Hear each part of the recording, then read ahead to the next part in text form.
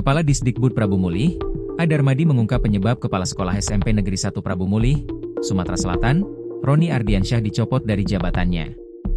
A. Darmadi mengatakan Roni Ardiansyah dicopot bukan karena menegur anak wali kota yang membawa mobil ke sekolah seperti yang viral di media sosial. A. Darmadi mengatakan Roni Ardiansyah dicopot karena kasus guru penjas yang mengirim chat tak senonoh pada siswi SMPN 1 Prabu Mulih akhir bulan lalu. Banyak sebetulnya, tapi salah satunya terkait yang viral chat tak senonoh guru di bawah kepala sekolah itu di SMP Negeri 1 Prabu Mulih beberapa waktu lalu. Kalau kita ungkap semua khawatir membuat malu beliau, bebernya kepada tribunsumsel.com ketika dikonfirmasi melalui telepon, Selasa, 16 September 2025. Kasus guru mengirim chat tak senonoh ke siswi di SMPN 1 Prabu Mulih heboh pada 28 Agustus 2025 lalu. Sosok guru berinisial D merupakan guru dengan status pegawai pemerintah dengan perjanjian kerja, PPPK. Pelaku merupakan guru mata pelajaran yang juga diberi tugas sebagai pembina futsal.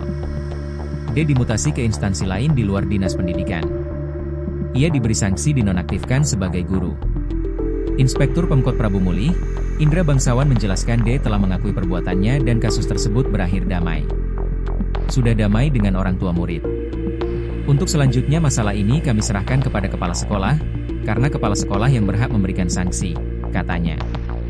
Kasus tersebut diduga kuat jadi penyebab Roni Ardiansyah kehilangan jabatannya sebagai kepala sekolah.